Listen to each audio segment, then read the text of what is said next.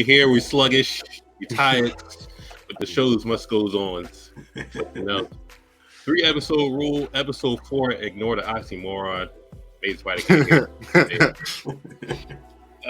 Blerd Cartel. Follow us Facebook, IG, YouTube, Twitter, Spotify, TikTok, Twitch, and follow Blerd Official on YouTube, and also Blerd Approved Entertainment on YouTube, Facebook, wherever they are, Brad and all the other people partner with, and all that good stuff. But we're a little bit of everywhere. It's like a virus, but it's okay. It's somewhere. It's somewhere. But Lelouch V in the building. It's your boy Lelouch V. Follow me on Instagram at lelouch.v. But more importantly, check out blerd.com for all of our content. You'll see this podcast up there, as well as a lot of blogs and a lot of other content. So check us out, get some merch. Yeah, you like this headband? Come get it on the site. That's a fire headband. Thank you. But you got a special guest today, obviously. You want to introduce yourself, Yassine? How you doing, my guy? I'm good. I'm Yassine That Guy. You can follow me on all platforms at Yassine That Guy. Do anime facts, anime reviews, theories, breakdowns, you name it. Just here to have some fun. Of course. But this show is 3-episode rule, the unwritten rule in anime. I'm gonna give it 3 episodes. If I'm not wowed by it, I'm dropping it. So this episode we are doing Heavenly Delusion. So I mean,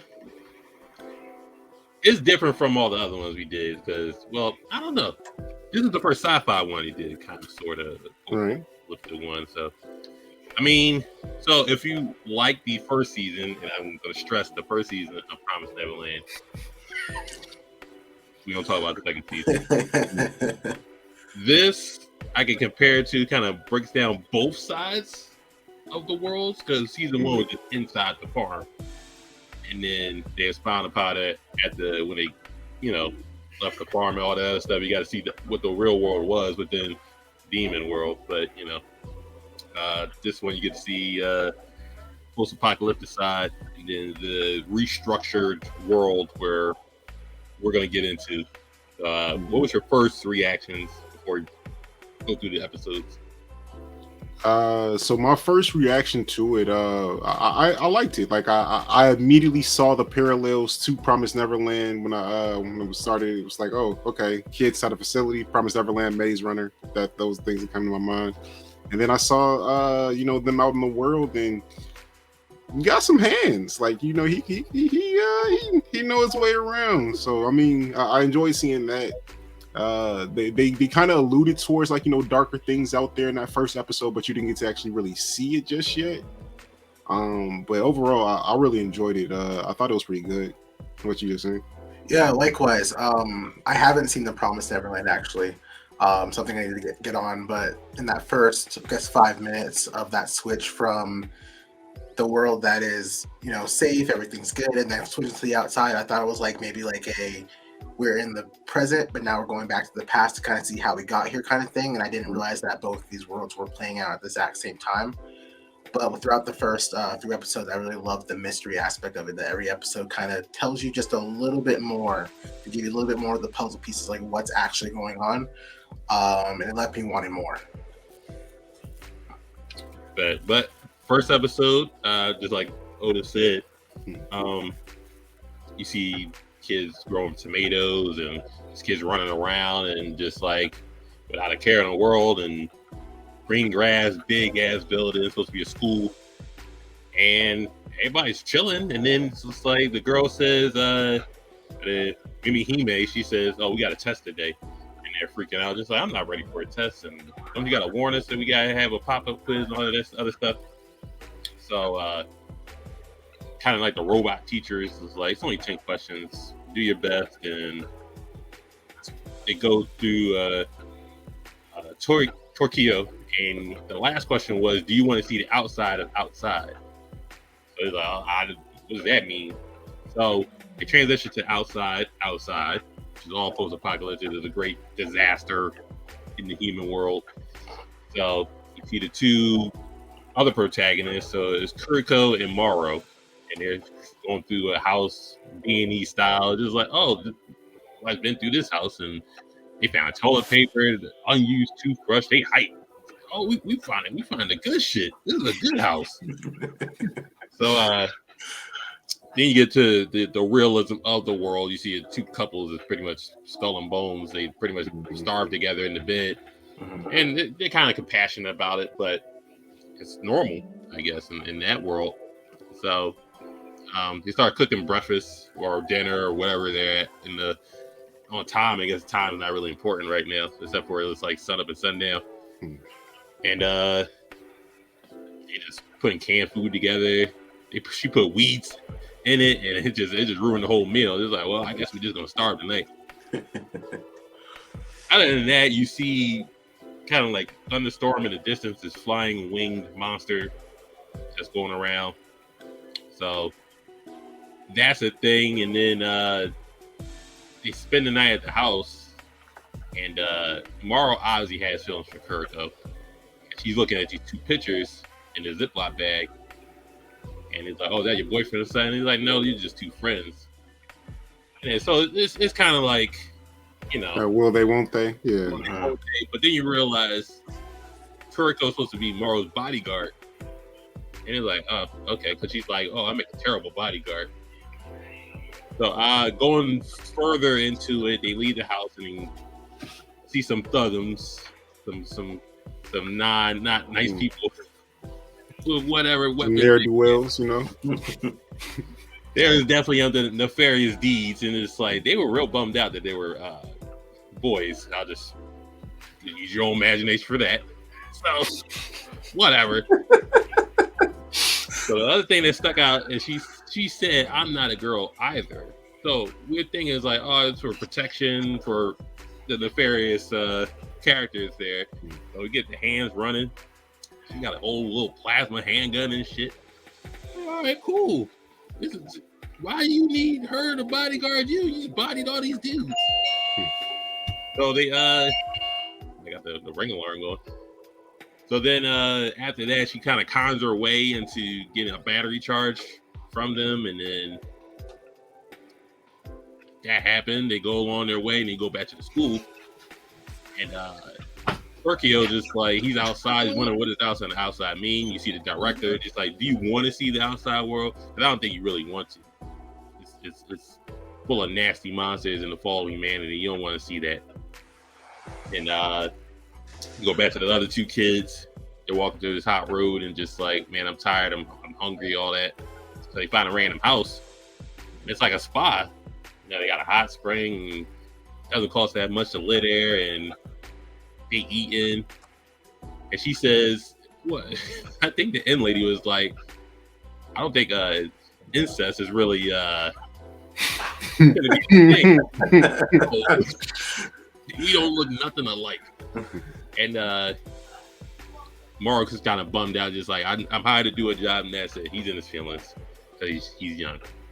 So if you're watching the first episode, Kuriko gets naked and she starts attempting to kiss the reflection of herself. And we're like, what the fuck is going on with that? Yeah.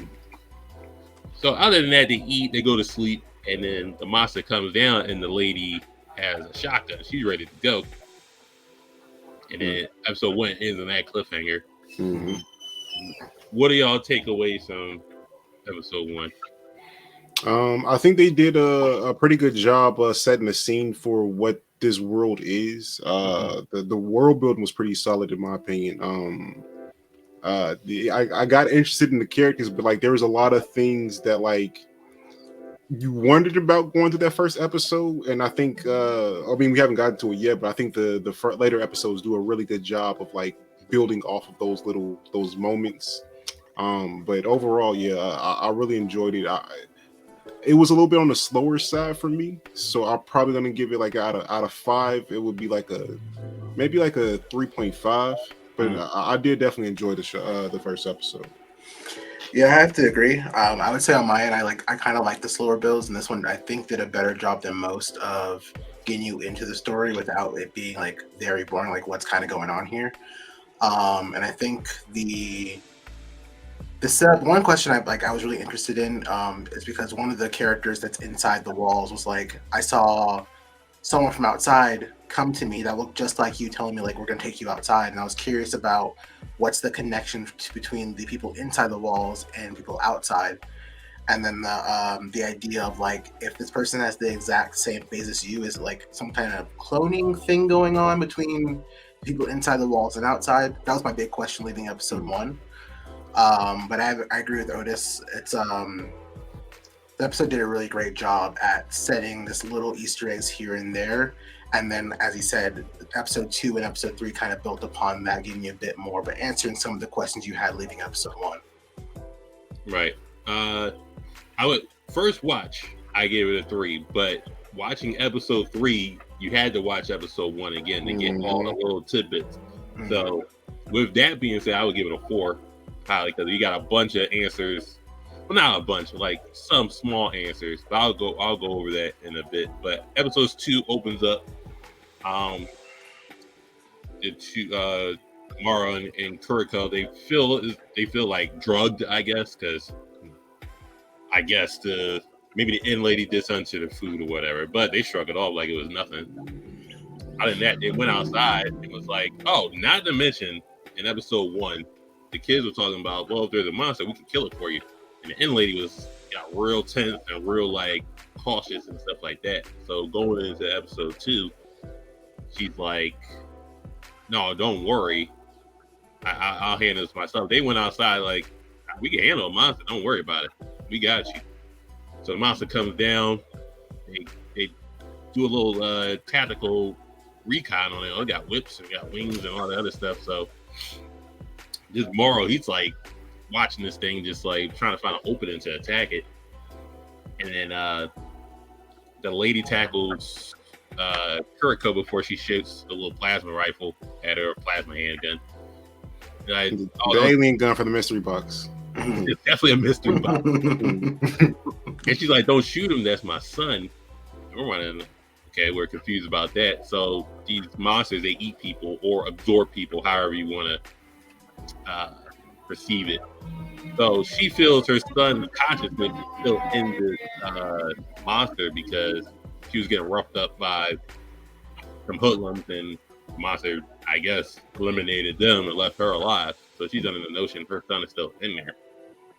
And then as you see, well, you've seen the scene on TikTok all the way. She gets whipped up, dice sliced, like a damn pizza. Yeah. So the monster's absorbing the mom now. And then it's just like they go in and just like Mario's like, I'll handle this.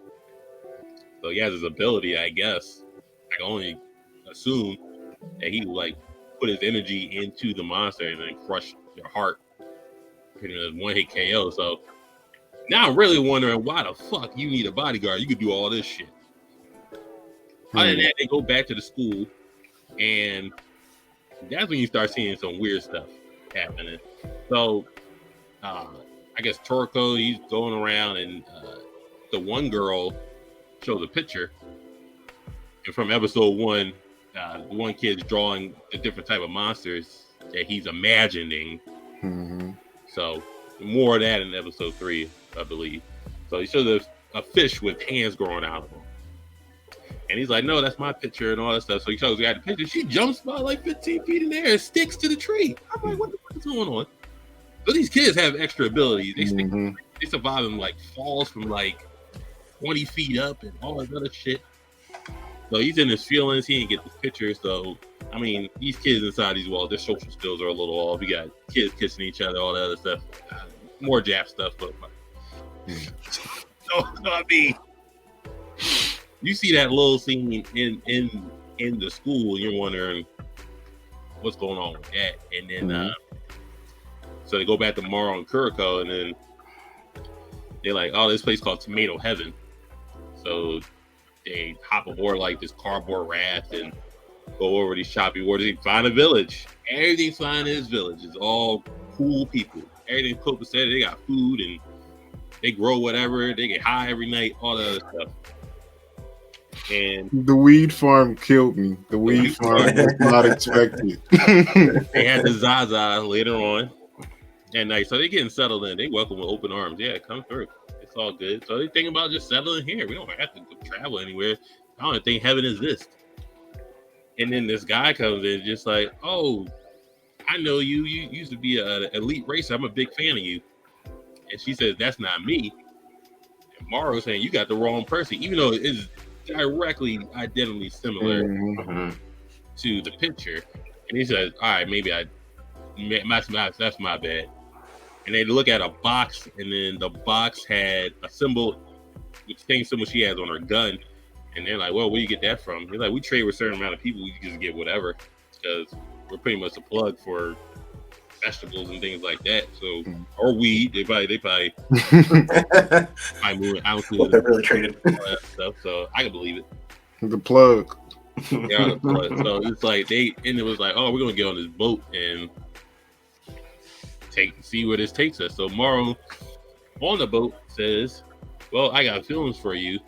He's kind of like pushing up on Kuriko, and he was like, I don't think you want to do that. We got personal space and all that other stuff.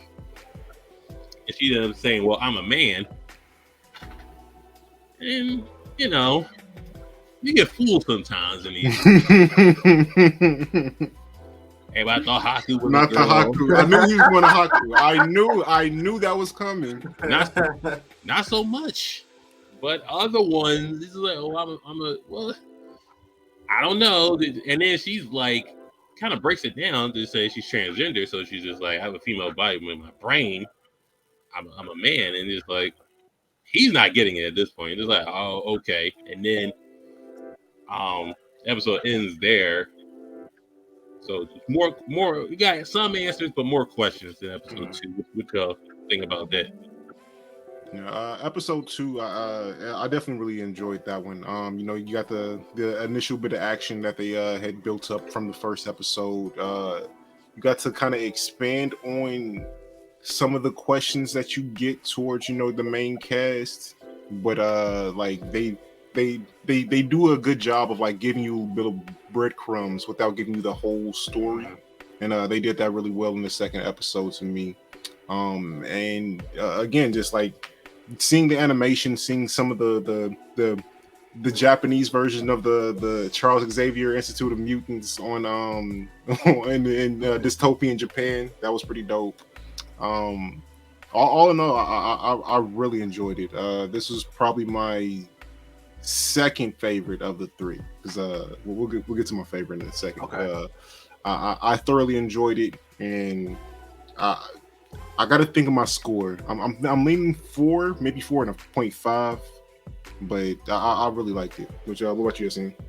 I mean, I gave the last episode, I think, a 4. I might not even said it, but I gave the last episode a 4, so I'd have to give this one a 4.5.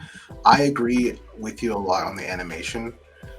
It kind of gives that Mappa feel a little bit in terms of their animation style, but it's also very unique to. I don't know which studio made this anime, but I think it might be Mappa. Is it? Double check. If it is, that makes sense. Why it makes sense then. But I definitely agree with you. Like you said, the little bit of breadcrumbs to give you here and there, just to kind of lead you on to the next part of the story. What's going to be covered next is really well done. And again, it left me with a lot of questions. And what Cam brought up about the students having powers within the walls, it makes me think of, is the main character possibly originate from the walls, kind of got taken out and now has to go back for whatever reason to complete whatever this mission was from previously. We don't know. We won't know for a couple more episodes probably. But that's one of the reasons why I'm loving this anime so much. Is it's making me think a lot about the different possibilities of which way the story can go. Yeah, I definitely agree. But yeah, it was production IG that made this. It's not mine. Okay. Yeah. What about you, Cam? What do you think about the second episode?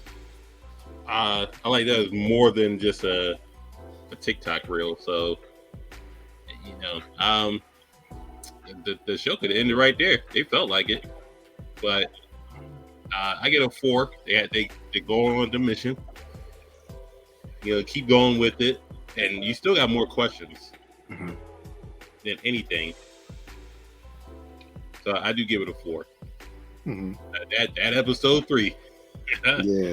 Yeah. So that was a good one. Episode 3 is 5 years in the past. So Kuriko's explaining her why she feels she has a brain of a man. So she was a racer. So they were big in electric car racing. It's like go-karts. Mm-hmm. Taking bets and all Mario Kart Extreme. Mario Kart. So I think it opens up with what's his name? His name was Haruki and a couple other kids. So apparently they're in a gang or organization that run the races. And these other kids are running fake bet slips. So they chase them down and all that other stuff. And then the enforcer, Robin, he comes up and he just trashes these kids. It's like, so he obviously had some anger issues. So we're going to do a bunch of flashbacks to the first episode. So that's where the jacket comes from, because Robin has the jacket, and just he originally gives the jacket to Hiriko, just saying, "Oh, you did an excellent job. You need a reward. What do you want? You can have anything." And he wants the jacket. He's just like, they get back to, I guess the block there, or the orphanage. Yeah, they're all orphans.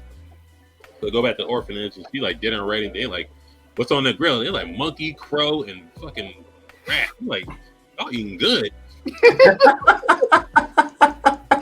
Yo, out here.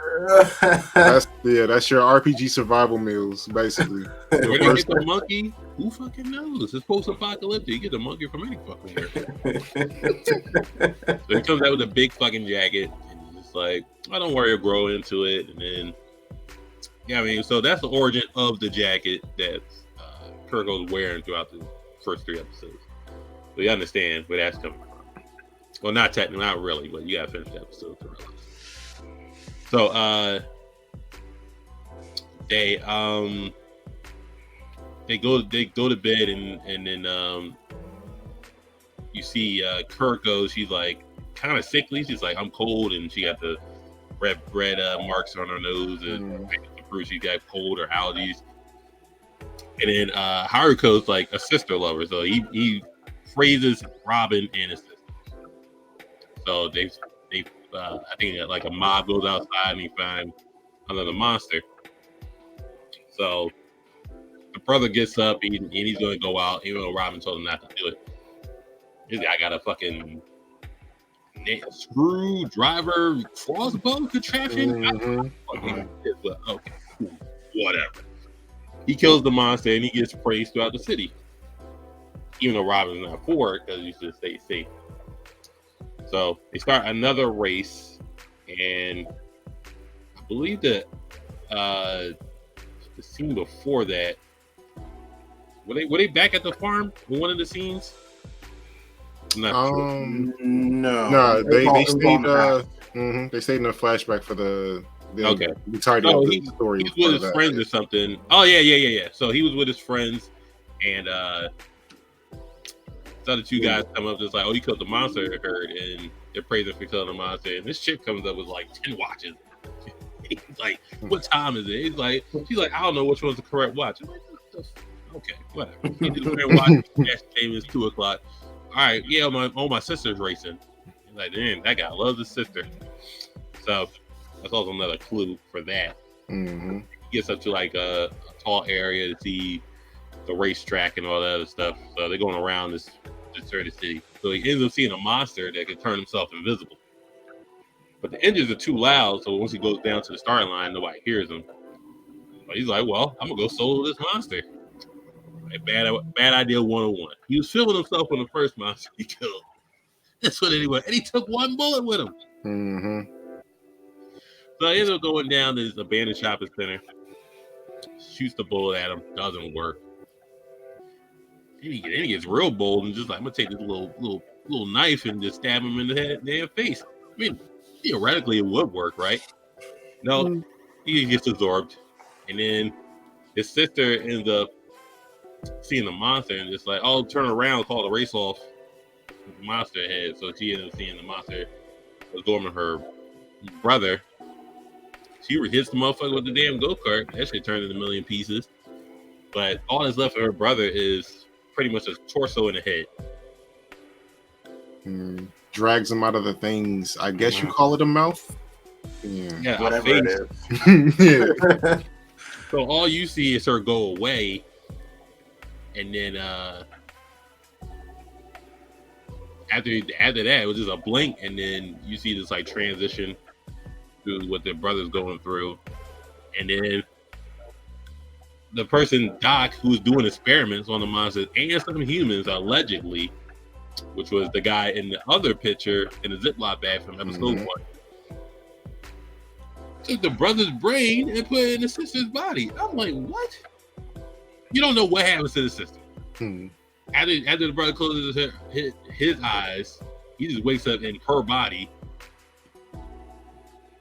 The fuck? I don't know. So he just traumatized at that point. I think it took him about maybe like 2 years to like get ability to walk again, because he did walk out of like I guess adrenaline from the post surgery, whatever.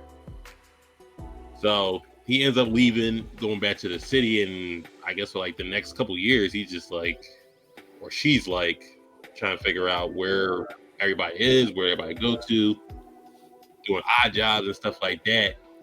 But now all the puzzle pieces coming together. Why got a woman's body, who the people in the picture, where she gets the jacket from, and then you see also in the flashback she gets the job from Morrow, and then Morrow's job is to find the person that looks like him in heaven and give him this these meds. We don't know what they do yet. And then they're on a boat, and then they said a fishman outside. And it was like, oh, I don't see anything. And then in the episode, you see the fish monster with the hands. You go back to episode 1. Drawn. The fish monster with hands, and the little girl was just like, why does it have hands? It's like, oh, it's for eating prey. Or he didn't say people, but you know, I think you it's implied. Implied it was eating people, but I think he said prey or other animals, stuff like that. You could just take that as humans if you want to. For all animals at the end of the day. So episode 3 answered majority of the questions. That's why you could go back to episode 1 and they laid the Easter eggs down and stuff like that. So, and then episode 2, why the guy recognized her as a racer. Yep. A racer. And he's not a racer in his brain. That's his sister, but you know, you can't give it up like that. And in episode 1, he loves his sister so much he tries to kiss the reflection of his sister because he loves his sister so much. It was a bunch of a bunch of setups, and they paid off in that 3rd episode. Like that's pretty masterful when you can go to the past and show something about the future of a show. So I give it much respect on that. But what do you think of the you seen? I'll come back to me. It was hard not to go watch episode 4 after watching that episode. And like you said, like it wrapped everything up. That's in the first 2 episodes completely to set up the next arc, or I guess not the next arc, but the next part of the story, which you don't see that a lot with anime now. You see something that's Attack on Titan, for example. Stuff that's in episode 1 won't be answered till season 3, 4, or 5. But the fact that it took everything, wrapped it up, and then left you like, here's the next part of the story. Now let's leave you some more Easter eggs, which is the fish monster with the hands. You're going back to the episode 1. It's like, okay, now what's the connection between these monsters and everything that's inside the walls and the inside of the outside, whatever you want to call it. So like out of all the episodes, it's my favorite. I'll give it a 4.75, I guess, a good rating. Maybe higher. I don't know. I usually don't do ratings, but I enjoyed this a lot. No, I mean, I really, this one for me is a 5, just because they were able to answer so many questions, but still open up so much more about the world going forward, like you were saying. And then, I mean, you got a little bit of the action. You got a understanding of how exactly strong some of these monsters can get, because that wasn't your average level thing that came in and got them in the flashback. And you also got this really big, which is like, who is this doctor that can do this operation to put a brain in somebody else's body, like, you know. Right. So they set up a lot and answered a lot, and like you said, like you don't see that a lot in anime. Like that's something you more so see in like in movies, like.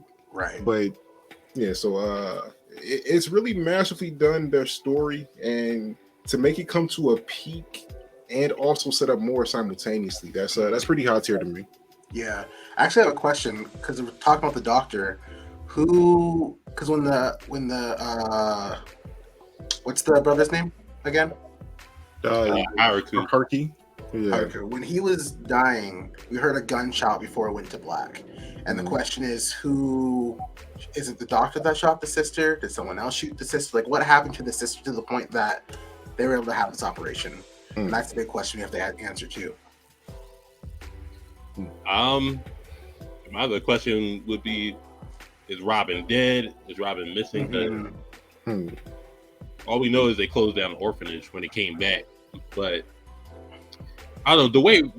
Well, I mean, the way Robin beat those kids up, how they used to go down or die that easily. But a gun is a gun in the most post-apocalyptic world. That's just like, it is what it was.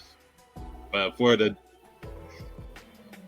I don't know. Well, this show's only 13 episodes, so could a sister have died to a gunshot? Why would the doctor just be there?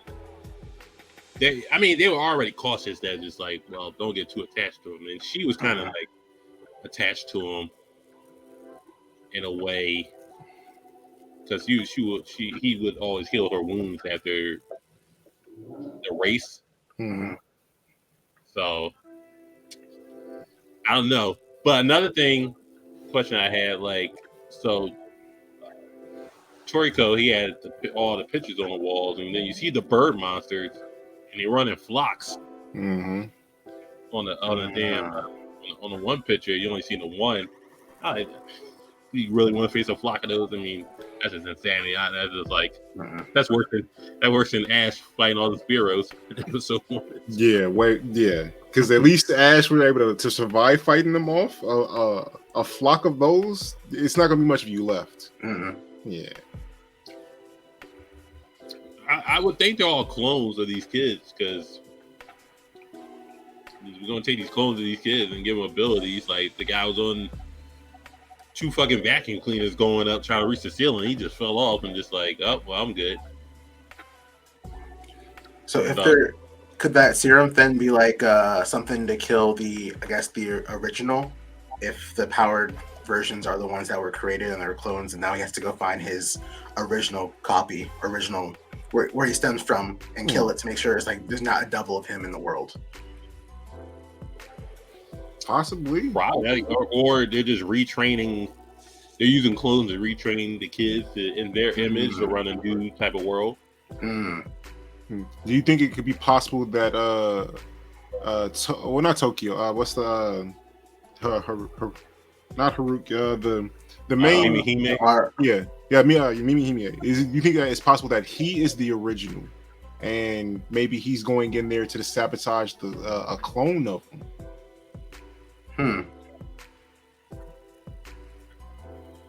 Is that the one that had the dream? Yeah. Okay, possibly then,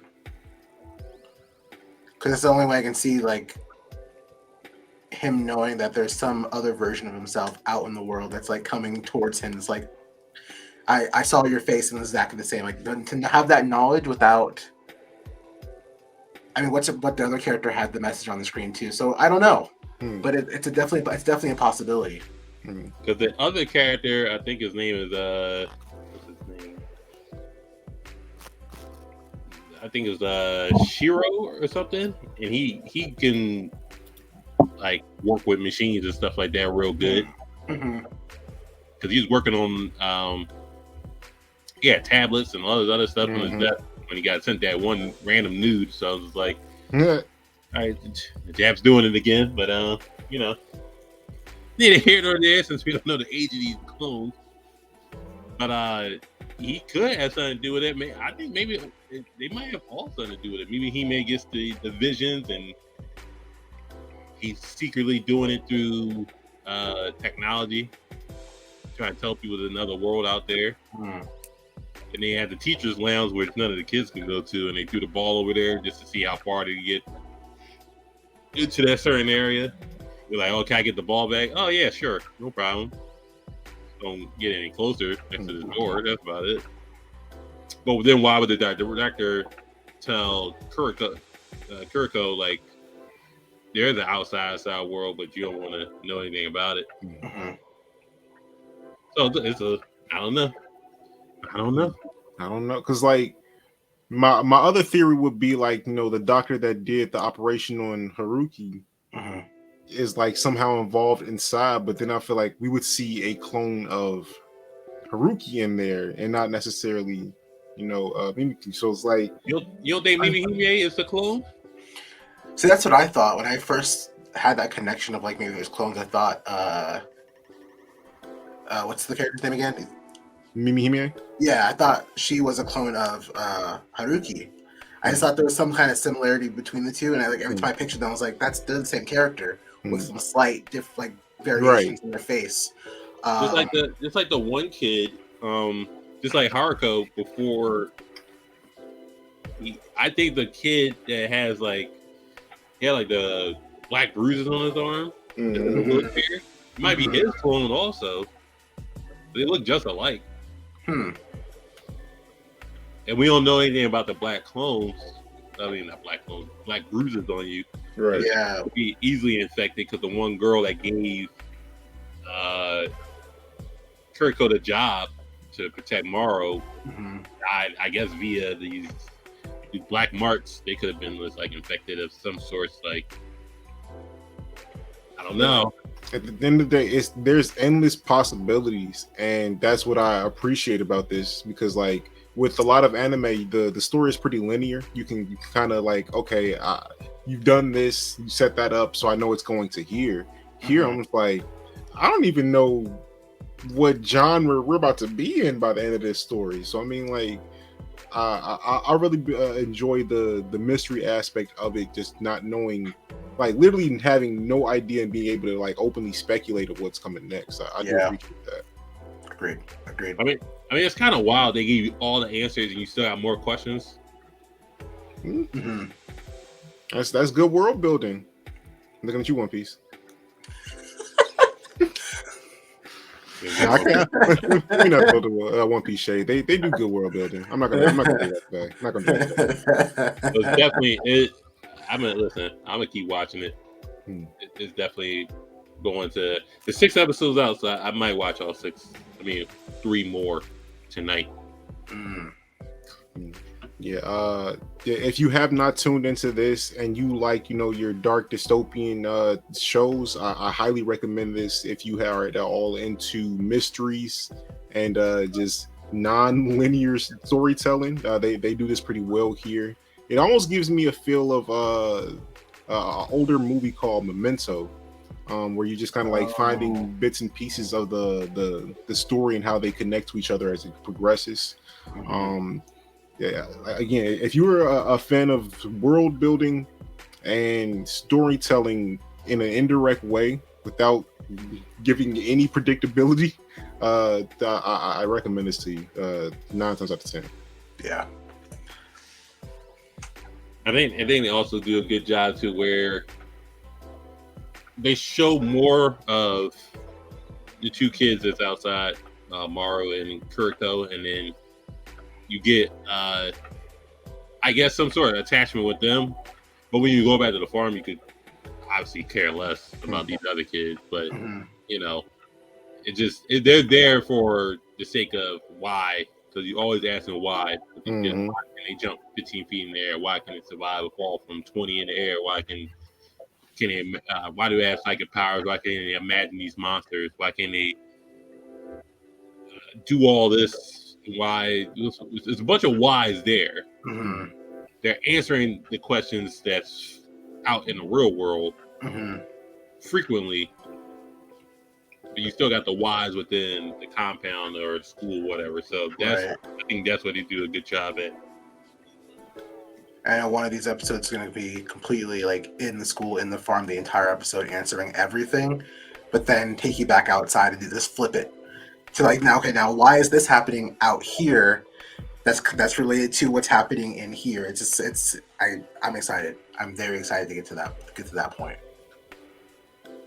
Yeah, I couldn't agree more. Just again, any story that actively has me wondering what's next or speculating about it, I just feel like that's peak fiction. I mean, when I'm just like watching it and like I'm absorbing it, it's like, oh yeah, that was cool, like that's okay. But when I'm actively just like, what is coming next, and I'm thinking about it and trying to figure it out, I think that's when you got a good story in your hands. Yeah, a solid 4 or 5 for me. I'm gonna keep watching. Yeah, so far, just 4 or 5 as well for me. The pacing isn't perfect, but when they get to their hard points, they stick them. So 4 or 5. I'll say 4 or 5. I mean, again, I don't usually do ratings, but 4 or 5 I think is a good respectful one, especially where we are in the story so far. And I appreciate you coming on here. So I got you get to do your first official rating online. So mark it down. Yeah, we're definitely making that a clip and putting that up. Yeah. Thank you guys for having me. This is awesome. No problem. The first episode we did, Hell's Paradise, I'm still watching. I still got to watch the latest episode. Oh, man. I did not watch the latest episode of Hell's Paradise. Second episode was Mashal, Magic and Muscles. Still heat. That last episode, it's kind of falling off a little bit. My Home Hero comes out Mondays, so I still got to wait for the next episode of that. I did watch the latest episode of that, and it was okay. It was all right. Okay. And then, we're doing this. This is Heavenly Delusions. So the next one we're going to do is Link Click. We're going to do the first 3 episodes of Link Click. Link Click. Okay. This is Chinese animation now, so we're going to get into... I'm down for it. We're beyond the Japanese animation, so we're going to go Chinese animation. Well, if we're just doing general animation, one I suggest for the future, maybe not for the next episode, is that new Unicorn show on Adult Swim. They got the first 2 episodes out of that. I'm sure by the time we get to it, they'll have the 3rd one. But that's pretty interesting. I'll have the official name in a second. Okay, I haven't heard of that one. Oh, for the unicorn one?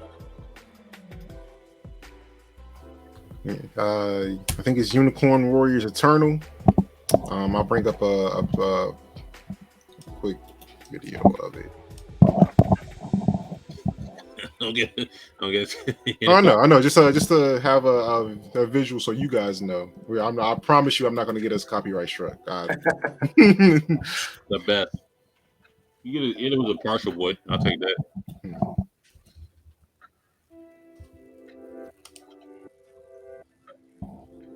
This looks interesting.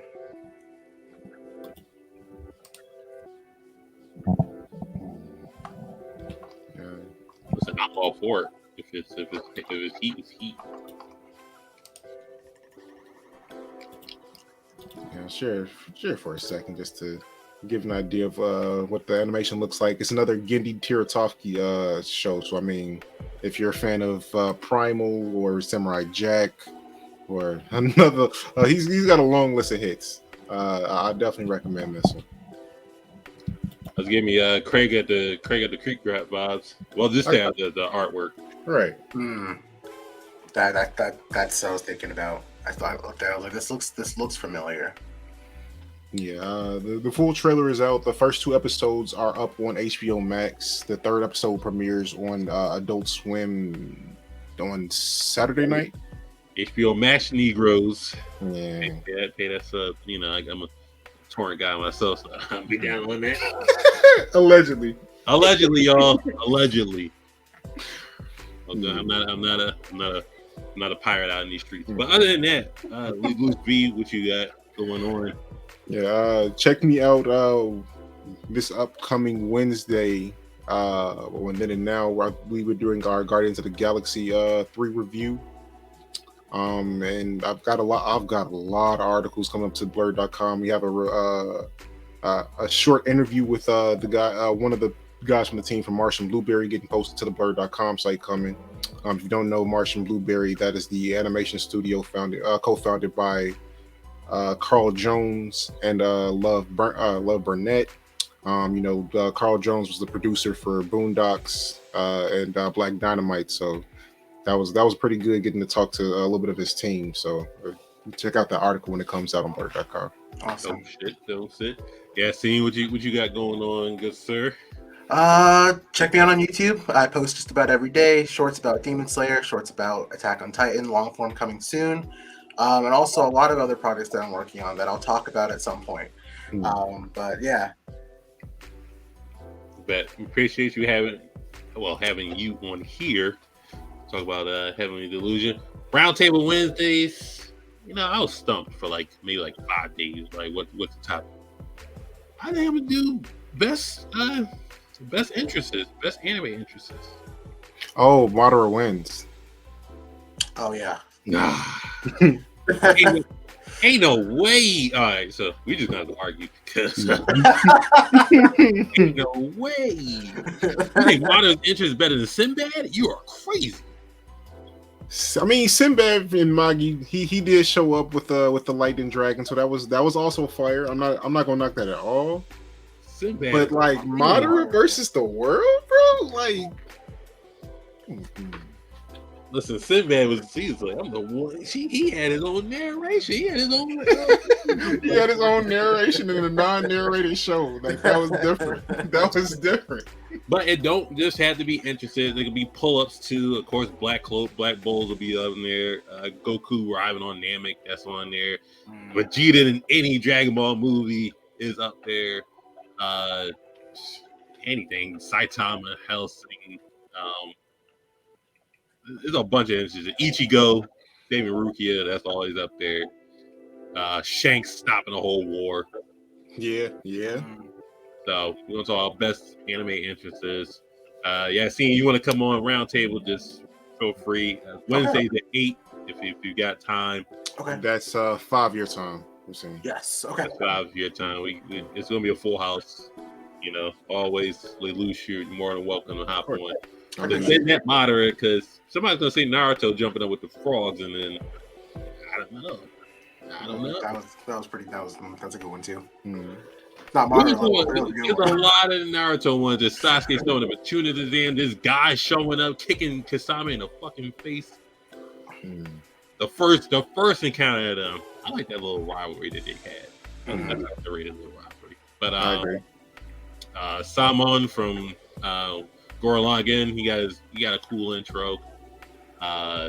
Shinigami, they pulled up on Ichigo, gave him his powers back. That was a good pull up. Of course, the Straw Hats. They got plenty of them. Yeah, several. Plenty of them. All Might. He got 3 of them. Pull up at the school. Pull up. Bakugo got 2. He got 2. Does he? I think him popping up to help Midoriya while they were fighting Shigaraki was pretty dope. Yeah, you got that. Lemillion got his when he got his powers back. Yes, sir.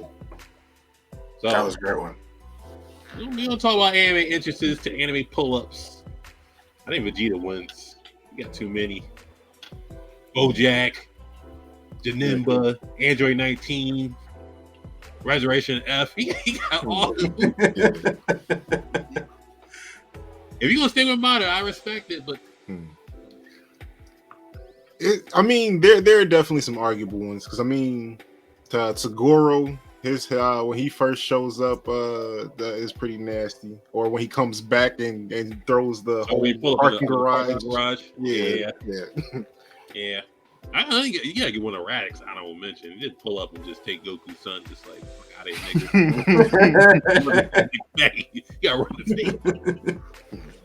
Oh man. But 3 episode rule.